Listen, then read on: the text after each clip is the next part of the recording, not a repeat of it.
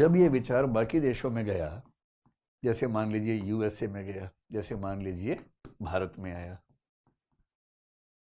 तो इन देशों के समझदार लोगों ने अपने समाज की हकीकतों के हिसाब से इस विचार को थोड़ा सा मॉडिफाई करना शुरू किया।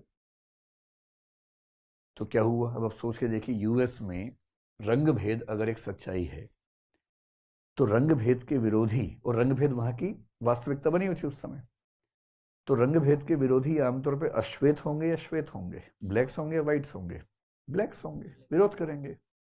और व्हाइट्स में से एक बड़ा हिस्सा, सब तो नहीं पर एक बड़ा हिस्सा चाहेगा कि ये व्यवस्था बनी रहे क्योंकि उनको फायदा होता है। तो धीरे धीरे ऐसा दिखने लगा कि जो वहां के ब्लैक्स हैं वो लेफ्ट ओरिएंटेशन में जाने लगे, और जो व्हाइट्स हैं वो राइट ओरिएंटेशन में जाने लगे, क्योंकि बदलाव की भूख उनमें ज्यादा थी जो परेशान थे। सीधी सी बात है, तो हर जगह होगा। फिर अगर मैं 1860s की बात करूं, अमेरिका के दक्षिणी 7 राज्य जो उस समय अमेरिका से अलग हुए थे, गृह युद्ध हुआ था, सिविल वॉर हुआ था, दास प्रथा को लेकर हुआ था। दास प्रथा का समर्थन करने वाले राइट में होंगे और दास प्रथा का विरोध करने वाले लेफ्ट में होंगे। सीधी सी बात है ना? हर देश में ऐसा हुआ। जब बात भारत में आई तो भारत में भी ये हुआ, क्योंकि भारत में गरीबी अमीरी का अंतर जितना था उससे ज्यादा अंतर जाति के स्तर पर था, लिंग के स्तर पर था। जो व्यक्ति जाति वाले आंदोलन में निम्न जातियों, निम्न कही जाने वाली जातियों के पक्ष में खड़े होंगे, उनकी ओरिएंटेशन को क्या मान लिया गया कि वो लेफ्टिस्ट हैं। इसलिए अगर आप समाजवादी पार्टी की बात करें, बहुजन समाज पार्टी की बात करें, इनका दावा क्या है कि हम उन जातियों का नेतृत्व करते हैं जो इतिहास में नुकसान में रही हैं। तो इनकी ओरिएंटेशन कैसी मान ली जाएगी? लेफ्ट मान ली जाएगी। और जो जाति में उन जातियों का समर्थन करेंगे या उन जातियों के वोट बैंक पे बेस्ड होंगे जो परिवर्तन की बहुत भूख नहीं रखती हैं, जो मानती हैं कि जो चल रहा है ठीक चल रहा है, वो राइट हो जाएंगे। सीधी सी बात है ना? तो जाति के आधार पर हमने लेफ्ट राइट का एक मोटा मोटा मुहावरा घड़ लिया। दक्षिण भारत में एक पेरियार नाम के बहुत प्रसिद्ध आंदोलन करने वाले नेता हुए। सेल्फ रिस्पेक्ट मूवमेंट नाम से उन्होंने एक आंदोलन चलाया। वो इतना महत्वपूर्ण आंदोलन है तमिलनाडु के इतिहास में, क्योंकि उन्हीं से द्रविड़ कजगम की शुरुआत हुई, जो आगे चलकर डीएमके और फिर एआईएडीएमके सब कुछ वहीं से डेवलप हुआ।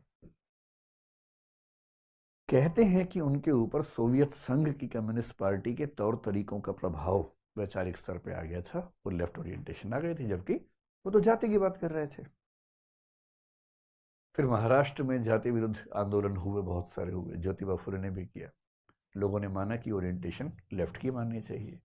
डॉक्टर अंबेडकर को लोगों ने लेफ्ट ओरिएंटेशन का व्यक्ति माना आगे चलकर, स्वाभाविक सी बात थी। फिर अमेरिका हो या भारत हो, दोनों जगह एक प्रश्न ये भी उठा कि जो महिलाएं हैं, महिलाएं जिस स्थिति में हैं सामान्यतः पुरुषों की तुलना में, वो स्थिति बराबरी की है, फायदे की है, नुकसान की है। तो इस पर एक सामान्य समझ है कि महिलाओं के अधिकार उतने नहीं हैं जितने पुरुषों के पास हैं। चाहे उस संपत्ति में देखें, चाहे नौकरियों में देखें, चाहे पार्लियामेंट में देखें, सिविल सर्विसेज में देखें, किसी भी पावरफुल पोजीशन पे देखें, तो आप पाएंगे कि पुरुषों का अनुपात बहुत ज़्यादा है महिलाओं की तुलना में। और ये केवल भारत में नहीं है, ये दुनिया भर में दिखता है, हर जगह दिखता है। तो महिलाओं के अंदर भी डिमांड पैदा होनी शुरू हुई। सबसे पहले यूरोप और अमेरिका में हुई, और तब डिमांड सिर्फ इतनी थी जिसको पहले दौर का फेमिनिज्म कहते हैं, फर्स्ट वेव फेमिनिज्म कहते हैं। सिर्फ इतना था कि भाई वोटिंग राइट्स हमको मिलने चाहिए। तो सफरेजिस्ट उस मूवमेंट को बोला गया। जब फेमिनिज्म पढ़ेंगे तो इसी कहानी समझेंगे पूरी।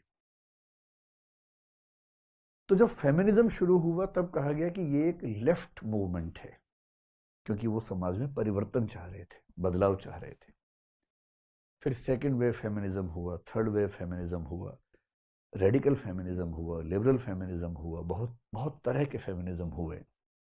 और मोटे तौर पर यह मान लिया गया कि जो फेमिनिज्म के पक्ष में खड़ा होगा वो लेफ्टिस्ट है, और जो फेमिनिज्म के खिलाफ खड़ा होगा, विरोध में खड़ा होगा, जो कहेगा कि ना जो चल रहा है चल रहा है, उसकी ओरिएंटेशन कौन सी है? राइट की ओरिएंटेशन है। इस तरह से ये मोटे मोटे खाके समाज के भीतर बनते गए। अब फेमिनिस्ट होना अगर लेफ्टिस्ट है तो अगला सवाल भी है, आगे चल के बात आएगी जो थर्ड जेंडर है उसका क्या करें भाई, उनकी स्थिति तो महिलाओं से भी खराब है। अब देखिए बड़ा पेचीदा मामला क्या होता है कि मान लीजिए कि फेमिनिस्ट मूवमेंट चल रहा है और कुछ लोग फेमिनिज्म के पक्ष में खड़े हैं, झंडा उठा रखा है। अचानक आपने उनसे पूछा कि भाई थर्ड जेंडर के पक्ष में आप क्या सोचते हैं, और वो अजीब सा चेहरा बना लें कि क्या गंदी बात करते हो यार तुम, नारी पुरुष काफी है, क्या थर्ड जेंडर ले आते हो बीच में।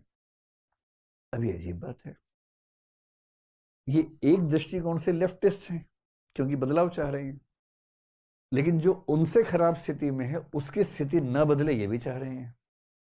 एक ही व्यक्ति एक पर्सपेक्टिव से लेफ्टिस्ट हो गया, दूसरे पर्सपेक्टिव से राइटिस्ट हो गया। और जो कहे कि एलजीबीटी या विशेष रूप से थर्ड जेंडर को अपने हक मिलने चाहिए, सम्मान मिलना चाहिए, वो फेमिनिस्ट की तुलना में ज्यादा लेफ्टिस्ट हो गया। और इसलिए जो जो नए प्रश्न समाज में आते हैं, चाहे वो एलजीबीटी का हो, चाहे थर्ड जेंडर वाला प्रश्न हो, इन सब प्रश्नों के पक्ष में खड़े होने वाला व्यक्ति आमतौर पर क्या माना जाएगा, लेफ्टिस्ट माना जाएगा। और जो इनका विरोध करेगा, जो कहेगा कि ये सब बकवास बातें हैं, अप्राकृतिक है, गलत है, निसर्ग के विरुद्ध हैं, मतलब अनैसर्गिक हैं, उन सबको हम क्या मान लेंगे, राइटिस्ट मान लेंगे। ये मोटा मोटा खाका इस तरह का मान के चलिए। एक बेसिक अंडरस्टैंडिंग हम लोगों की बन गई। जो परिवर्तनों के पक्ष में है और समाज के कमजोर वर्गों की डिमांड्स के पक्ष में है, वो मोटे तौर पर लेफ्टिस्ट है। जो चाहता है कि समाज जैसा है वैसा बना रहे, बदलाव न हो,